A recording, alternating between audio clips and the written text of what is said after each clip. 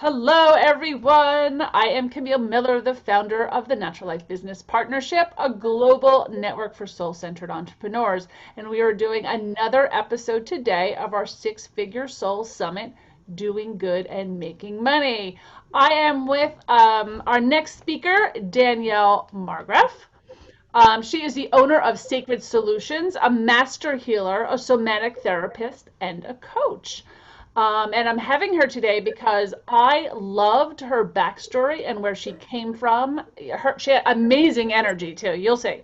Amazing energy and just a great story. So thank you, Danielle, for coming today. Thank you for having me, Camille. I love having you. I love your story. I love what you do.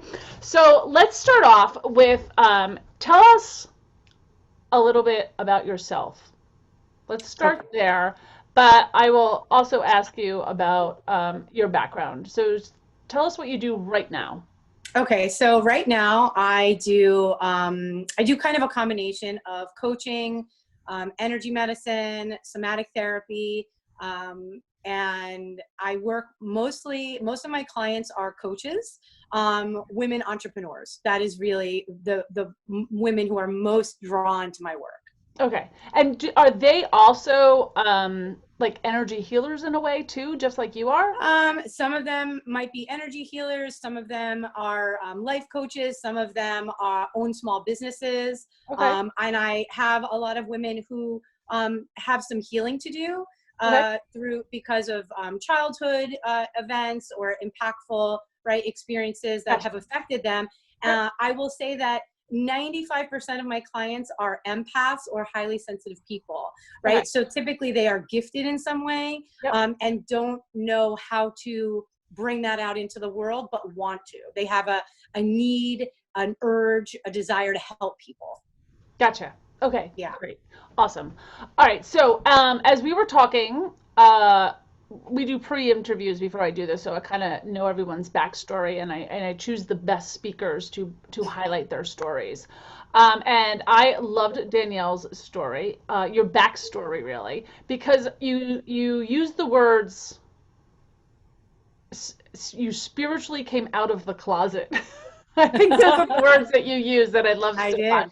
And I was like, oh, that's the story, because I feel like so many people they're living two lives, Mm-hmm. right? And they're not really being authentic. And I think once you come into that place of who you really are and who you want to show up as, Mm-hmm. that's where your business and your truth starts coming out, right? So can you 100%. tell us a little bit about that story? Yeah, so back in 2011, I had a 1-year-old and a 2-year-old. My kids are only 21 months apart. And so my 2-year-old was not quite 3. I found myself in the middle of a divorce, which, here's this time where people are just starting their lives and their families, right? And so the fact that I was going through a divorce was nothing like I thought it was going to be. This was not in the plan. But I found myself kind of needing to resolve the marriage. I took my kids. I had nowhere to go. I ended up going down to my parents in North Carolina. That's where they kind of retired to, which now they're back up north. But at the time they were in North Carolina. So I took my children, my babies. I went down there. I was still nursing. I was still breastfeeding. This is how crazy. Yeah. Wow. So just to put it in perspective, Yeah. right? Oh my gosh. Right. So Yeah. I took my kids and I went down to my parents' house. Now, where they chose to live in North Carolina is it's very rural. So there's not a lot of people. There was not a lot to do. And really my intention was to go down there and heal and figure out my next steps. I was already, at the time I was a yoga instructor and I was a Reiki Master. And so I decided that I had to kind of figure it out. I decided I was not putting my kids in daycare, right? I have a master's degree in special ed. I was not going back to teaching. What was I going to do? What was the plan? And so it was at this time that I decided to go into coaching school. And now here I had no money. And so I took my, I love know this. you're smiling. I know. This is when I was like, yep, she's on. Yeah. I took my wedding band and my engagement ring and I sold it for $4,000, which was the exact amount at the time of this coaching school. Wow. And so I used the money for my coaching school. And so when I tell you that was the, first of all, it was a crazy decision, right? Like, well, it was a risk yeah. in terms of I knew nobody that was a coach. I didn't know the coaching industry. I didn't understand it. What I knew though was every time I thought about putting my kids in a daycare, I would cry, right? They were babies, right? Yeah. So I just made a decision that wasn't going to happen. I just thought, okay, I have this yoga, I have this energy, if I get this, third piece, I have this trifecta where I can create something myself. I'm going to make this a business.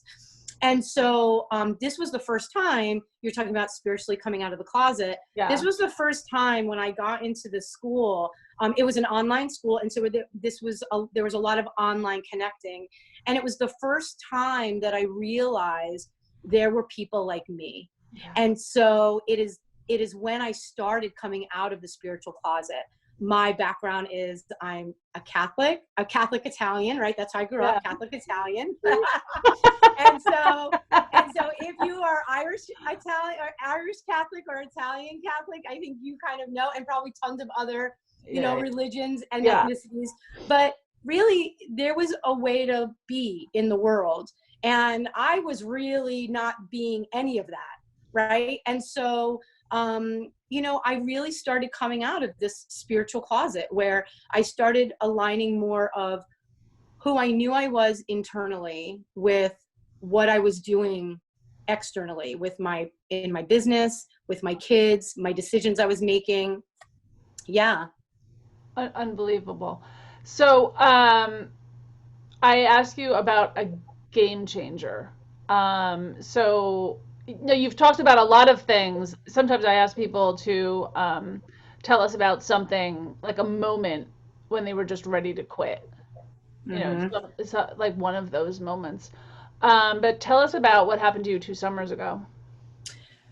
So here I am trying to build my business. I've had a million different game changers where I thought, this is crazy. Get a 9 to 5, call it a day, Danielle. Really. I just want to point out that we all have those moments, and we have them in every level of our business.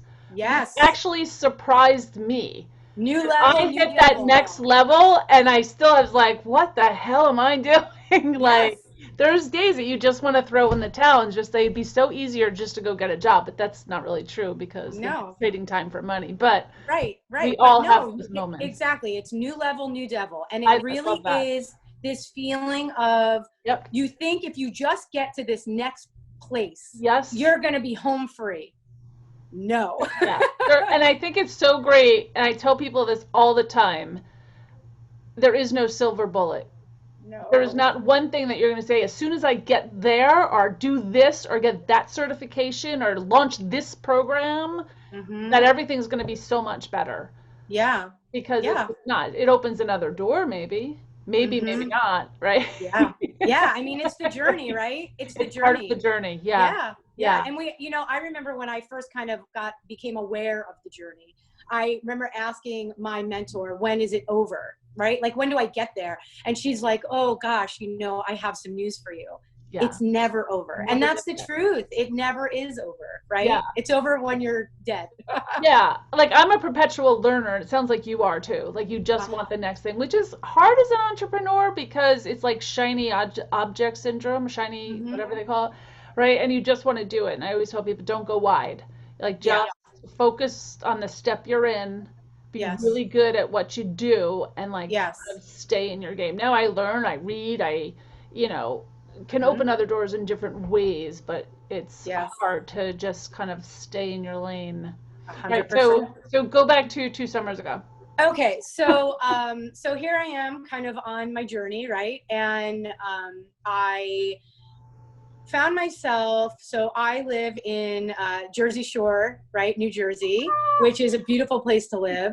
And my lease was up on my rental. And so it was typically up in September, but the man who owned my residence wanted to sell it. And he asked me if I'd leave in June. And so I said, yeah, I'll leave. I have no problem. You know, I didn't think anything of it. Yep. And we secured a house that we were going to move into. And it turns out that that house was not, even though the realtor told us it was not in the school district that I needed to be in. Okay. And so pulled out of the deal and just thought, okay, we'll find something else. Well, the summer at the Jersey Shore apparently is a very popular time to move and to try to find somewhere to live. And it turned out that I couldn't find anywhere to live. And so here I am. I have now I think at the time, my kids are now 10 and almost 12. They were 8 and 10 at the time. We had nowhere to live. I had no address. And there was nothing in sight. Like, there was nowhere for us to go. I had to put all of my stuff in a storage unit. My kids, I mean, literally I had no address. I had to go to get a P.O. box, which I was talking to a friend and I said, I can't believe I had a P.O. box. And she was like, yeah, don't you feel like a loser? Right? Like, right? And I gotta tell you, I did. You're homeless. Yeah. I was homeless. I had nowhere to be. I did not have an address to call my own. It was very, very difficult. And so what happened during that time was obviously I have people who wanted to help me. I had friends that I could have stayed at their homes. My parents are 2 hours away. You know, they could take my children for a little bit of time here and there. But what happened was it triggered a very deep wound in me around shame, right? Like, I just felt this, like, what is wrong with you? You know, you don't have your shit together. You have 2 kids. You're a mother. How could you even get here, right? Yeah, like mom guilt on top of it. Oh my gosh. And so the shame was so prevalent in my system, where I really understood that logically, intellectually, that I would find another place to live, right? Like, I knew that would be, right? Yep. And yet I can see my reaction to it and my response to it was so old. It was this old shame, right? Like, this shame was an old part of me that kind of got triggered. And so this is where, so I started doing lots of research and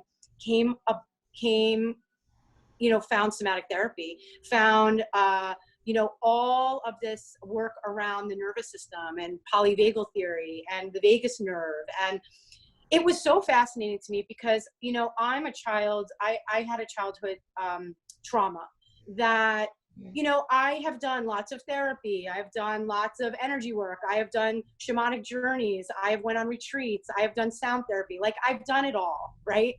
And this was something that really spoke to me because it was really about the idea that if you don't feel safe in your body, if you don't feel secure, if you don't have any stability, your nervous system is going to let you know.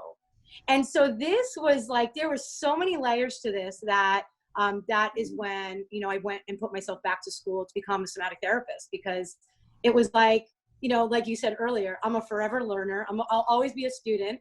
Yeah. Yeah. But you dovetailed it into your coaching business.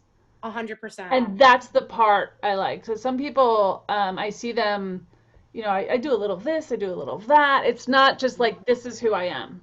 Mm-hmm. You know, so I want to talk a little bit, because you told a great story when you were going through your initial coaching experience, like being in school, and you decided to release your first class. I'll let you tell a story, but I like the part there was no sales page, no website, like it was, you know, and it's kind of how you got your start, right? Building your business.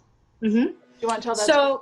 Yeah. So when I first went to school, I went to a Institute of Integrative Nutrition. So it was a nutrition coaching school that really was very broad in its delivery, right? So it was about the whole person. It wasn't just about food. There was all sorts of different modules that were really spoke to me as a spiritual person. Right. And so I would, in these forums, in these online forums, people would write in like, oh, I have a sore throat, for instance. And everyone would say like, oh my gosh, drink warm water with lemon, or take this, or use this oil. And I kind of looked at everything with this perception of, what are you not saying? Great. What's going on with you? What's happening, right? Like I was all about the chakras and the energy. And that is just how I see the world. And so there was a coach who recognized this in me and said to me, you are energy. Like you see the world differently than other people. And I said, really? Like, because it was just, and this is something I think is important. Yeah. When it's a gift, you don't know it's a gift. You think everyone can do what you can do. Yep. Right? Yeah, and it's I so did the crazy. same thing, and I was like, right. oh. Yes. And so yeah. I had someone outside telling me that this was something that was a gift for me. And so she actually took me under her wing, and I became my mentor. And she really inspired me to create this course. I started getting lots of clients. Right. I just started getting lots. I would do like workshops where one person would come and they would hire me as a coach. I would did all these kinds of little things to start putting myself out there. And she actually suggested that I had so many inquiries about, how did you get these clients? How are you getting all of these clients? And so she suggested that I do a 3-month program based in, how I did it. And so it was called magnetize your body, magnetize your business, magnetize your life. It was like this whole magnetizing, how to do it, how to bring it to you. And I charged $2,500 for the 3 months, and I booked, right? Like I just booked this course, and it was the first time that I realized that people want what you have. Yeah. Right? Like people want. Right. Right? You have a very magnetic personality, though, too. Thank you. So that helps, right? People are like, I want to be like that. Right? Yeah. I think, yeah. Yeah. I can see how people are drawn into you. Yeah. And I think that one of the things that in the work that I do that I love is that it's really, when you can tap into your own authenticity, yeah, you glow, you shine, no matter who you are, right? Like I don't want anyone to be me, right? And I don't think there's a blueprint for any of this. Yeah. But I believe that when you can heal your stuff, when you can use your trials and tribulations to become your biggest propeller, right, and forward, it is magic. It really is. Yeah. And like my new thing is telling everyone, like, you just do you. You do you. Like, yes. Right? And I really don't believe in competition. I believe everyone draws what they need. I believe there's enough work for everybody. And even in this summit, there's going to be a ton of coaches, because now that I'm learning, oh my God, everyone's a coach. But everyone has their own thing. Right? 100%. I don't think they're competing with each other, because someone's drawn to you for you, right? Well, come into my group and they say, I love your energy and who you are, and I have a group of people just like me, right? Yeah. So that's what it is. I always say we embrace both science and soul. This is who we are, and they're all more people like me. So I'm sure the people that you attract are people more like you or wanting to be like you. Yeah, I mean, I would say, that we can't help everybody. Nope. There's no way we can help everybody. And so that is why it's beautiful to know who you are best to serve, right? Like, who do you serve? Who are you best able to serve? Yeah. Right? And then it becomes really clear, right, about who you're meant to work with and who's meant to work with you. And so when you know that, there is no competition, because the person who wants to work with me would not want to work, you know what I mean? It wouldn't fit with someone else, and vice versa, right? I agree. So it really is, yeah. Yeah. So that's just beautiful. So as you started to grow, tell us a little bit about how you built who you are today. So you started with individual, you built some of these group programs. I know you're still doing both. And who helps you be you? Like, who's your background?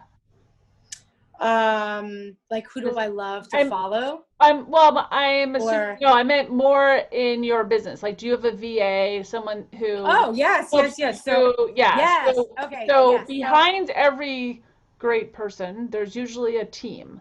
I yes, do believe in smaller teams, like yes, unless you're going to be $1 million company, yes, yes. but to kind of keep it small. So, who's the first person you hired to help you? So the first person I hired was a VA, No. right?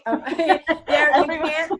you can't live without your VA, right? They are literally like your right hand person. Yeah. And yeah, I mean, honestly, I learned, in the very early days when I was down at my parents' house in North Carolina, I did everything. Yeah. I built my own drop and drag website. I was doing my own newsletter. It took so many hours. Yeah. What was great about it was now I know what I need, right? Like I know because you don't know what you don't know, Yes, I agree. right? And so Yep. you now know what you need support with. And so my VA took over all of that. She took over all of my kind of monthly or weekly communication with my people, and helps me kind of administer, just in my groups online. So Mhm. she does that. I also then hired someone. So, as you get, as you create bigger Well, platforms yeah. to give your classes, right? I wanted a bigger platform. I wanted a better platform. And so again, I don't want to know how to do that stuff. I don't want to know it. It's too complicated for me. I want to just be in my zone of genius, which is not technology. And so I hired someone who I give, I give everything to, and they set it up on there's two of them. They set it up on my Kajabi platform, and it gets pushed out to my groups, whatever groups I'm running. I also have, so I'm very blessed. My fiance is a web designer. Ah, So he actually is, homemade, that's learned helpful. himself. Yeah. Yeah, because Yeah. I think I hired before him 4 different web designers. And yeah, it's a struggle because you're trying to, your business is an extension of you, right? It is a total self-expression of your soul. When we do this work, we are putting our heart out there. We are just showing the world, like, this is who we are. And so your website is really kind of like a stamp of that, right? Your pictures and how, the words. And so it was really very challenging to get something that I felt was an expression of me in full. And so I said, you need to figure out how to do web design because I need someone who knows me to do it. So that's how that happened. So yeah. That's, And so we're always going in and tweaking, and yeah, yeah. I think that's important. Just have something and then tweak it. So I'm always. curious, how are people finding you mostly? Is it social media and the stuff you're doing out there? Is it word of mouth at this point? So Or both? I get lots of referrals, Yeah. and I get lots of social media. Yeah, like Instagram and Facebook seem to be my biggest platforms. And I don't feel like, this is something that I learned too. You don't need thousands and thousands and thousands of followers. You just don't, because the people who want to work with you as you evolve, you have more to offer, right? Yeah. And they kind of repeat. They want to keep working with you. Yeah. So one thing I've learned by doing this summit, it's been very curious for me. So my like whole thing is with, entrepreneurs like us. So but what I've learned by doing this is we don't have huge emailing lists. We don't have huge, followers. Like when Mm-mm. you think of um, other businesses or corporations or even coaches, but they're not heart Mm-hmm. centered. They're not where we are, Mm-hmm. spiritually grounded. They have to do so much work to Mm-hmm. to do it, and their lists are huge because it was Yeah. actually a coach that I hired, because I do believe coaches should always have coaches. It was a coach that I hired that had this bigger idea. Mm-hmm. But what I realized is when I was doing my summit, the soul-centered people, the people that I was asking to come in and talk to, their actually lists and social media and followings are smaller, Mm-hmm. but they're so much more engaged. Like they Mm-hmm. truly know that person. So Yes. then I started looking on Facebook, like, who is just really rocking it? And I would ask them, because I was actually got curious, like, what's your email list? And they're like, yeah, I don't really have one. Yeah. And I'm, Yeah. this is really curious. Yeah. So sometimes, all the gurus, the business gurus out there are saying, Mm-hmm. be on lives and have huge groups and big email Mm. lists and platforms. And I don't think you honestly need that all the time. Yeah. Because if you're being authentic, your passion comes through. If you're being Mm-hmm. exactly who you are, it shines in everything that you do. And people are drawn It's to that. true. They're like, hey, I want to learn more about this person. Yeah, and I think that, something that you touched on, it's really important that, there is high touch, right? That you Yeah. do know who you're talking to and that they know you. And Yeah. I think that's part of um, being able to give what we have to offer in a way that is super effective and really coming straight from the heart, Yeah. and so, I don't have huge following, like a huge list or humongous following. I have a small Facebook group, my Sacred Feminine Visionaries, and it's lovely. I have tons of people who are engaged and I get to support them, and isn't that what this work is about, Yeah. right? Yeah. Yeah. Yeah. So, what's your most important core value for you? Your truth. Yeah. So I have it tattooed on my arm. Show us that Can, again. What's it say? can you see that? Can you see It, that? Be fearlessly authentic. oh my gosh. I And love so that. and so I would say that my biggest, or one of my most powerful core values, is being authentic. Yeah. And I believe that we've all been through some stuff, right? We've all had have experienced impactful events in our worlds that have caused us to maybe hide or play small or Yeah.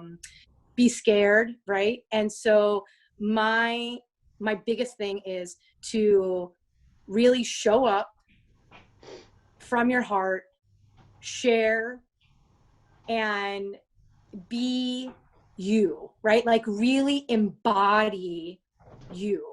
And I feel like when you aren't fully embodied, you are 100% authentic. You 100% magnetize people and money and opportunities into your life. And I think that is really powerful, right? Because no one can be you, right? No one can be Right. you. Yeah. So, I think you're yeah. better off just embracing you and being Yeah. you Yeah. because nobody can compete with that. No, You're you. You're no, not no trying one to can be compete somebody with else. you. That's right. Yep. That's your Yeah, most competitive edge, I think, is being authentic. 100%. Love it. Yeah. Thank you, Danielle, for being a part of this. I'm so excited. Thank This you. is, this has been so great. Thank you. Great interview. I appreciate you being a part of this. What else do I have to say? Stay tuned. If you loved this interview, please take the time to listen to all the other ones. Reach out to any speakers that you love. We will have a follow up on this conversation in our Facebook group. It's called Six Figure Souls. For continuing the conversation, just meet us there and tell us what you thought about this interview. All right, let's get this ended. Thanks. Thank you, Danielle, for your time today. I really appreciate you. Thanks, Camille. Thank you. Bye bye.